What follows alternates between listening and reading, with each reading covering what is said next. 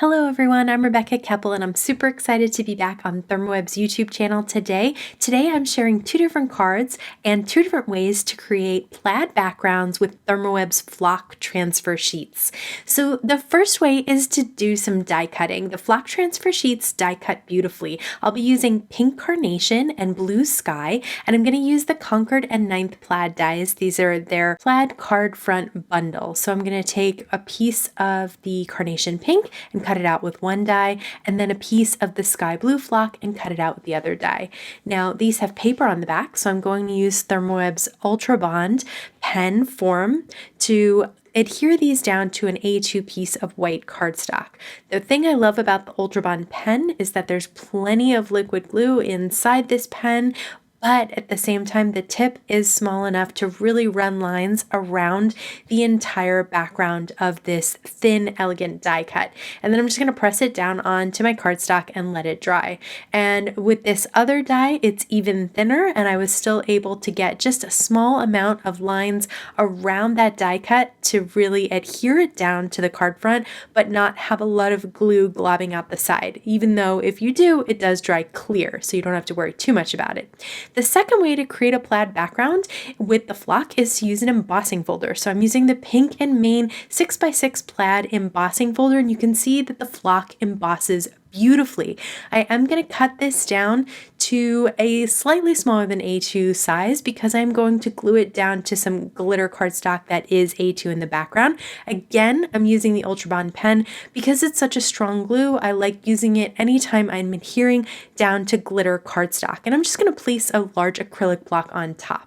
So for my sentiments, I'm going to be using the Simon Says stamp, holiday messages, ornament, stamps, and dies. And this is another way you can use the flock. You can actually stamp on it. Today I'm going to be heat embossing. So I am going to layer up quite a bit of embossing ink just to make sure that I have enough that this white embossing powder is going to stick to my message. Just going to tap off the excess here before I heat set it. When I did heat set it, it did seem like I lost some of the white, so I decided to stamp and heat emboss it again. Thank goodness I had left the stamp in my MISTI so that I could do it again if I needed to, and I just really liked the way it turned out after a second time. If you wanted a really, really bright white opaque, you could do this 2, 3, even 4 times to really get the embossing powder loaded up on top of the flock. But the nice thing about the flock is really the color and the texture. So the embossing on top is kind of a second to how amazing the flock is on its own. I am going to use ThermOWeb's foam roll to pop up this ornament, and I did layer 2 pieces of foam on top of each other. I like a thinner foam like this so that you can decide either 1 piece or 2 piece depending on how much dimension you want.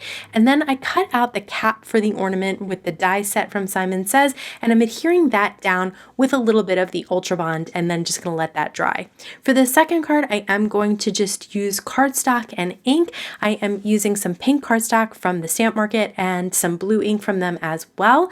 And again, I cut out that cap in some silver glitter cardstock, so I am going to use that Ultra Bond to adhere the cap to the ornament ball and then just set that aside to dry before I once again pop it up on 2 pieces of foam tape. So just put one down, peel off that back protective layer, and then just put another down on top of that. And I just liked the dimension that that added, since this is just one little ornament in the middle of the card. I didn't want it to get lost on all that beautiful plaid background, so I did pop it up enough that it would cause the sentiment to stand out a little bit more on that background there. But I absolutely love the flock because it's textured and such beautiful colors.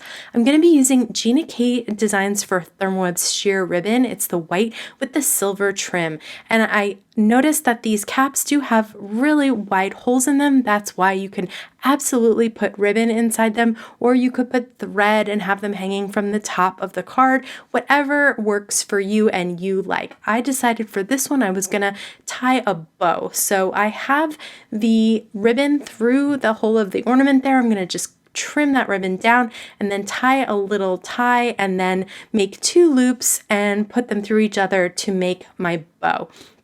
So I could have absolutely done this before I adhered the cap down to the ornament, and the glue wasn't 100% dry yet, which was my mistake. So I did end up popping the cap off the ornament so that I could fidget with the bow to get it exactly like I wanted it.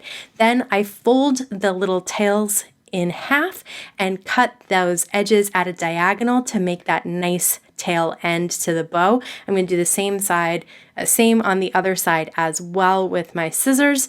And then once that was done, I ended up cutting 2 pieces of foam tape, very tiny, to fit behind the cap so that I could just pop it up near the top of the ornament. It will be as dimensional as the ornament of itself, and it has that big dimensional bow on top. Just had a little tiny piece of the foam tape peeking out. So definitely use nonstick scissors when you're cutting this foam tape. It is very sticky, which means that it adheres to the flock beautifully. For the second one, I decided that the bow and restructuring the bow was what made the cap pop off. So I decided for this one, I'm just going to tie a knot and cut the tails. And this ribbon is so pretty on ornaments and really on anything that you put on your card that really you don't have to have a bow every single time. I think even with just a knot and the tails, it turns out super, super cute, and it's just another look and something that's a lot easier than having to tie a bow. So once again, I just fold the end of the ribbon in half and then cut at a diagonal away so that I can create that nice V-tipped tail. I'm going to do the same thing on the other side.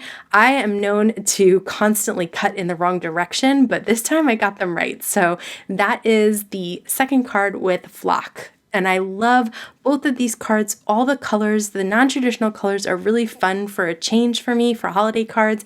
And the texture of the flock and the design of the plaid is just a favorite of mine. So I hope you'll give this a try. If you're interested in any of the supplies that I used today, they will all be linked down in the YouTube description box below the video. I want to thank you so much for stopping by. Have a wonderful day.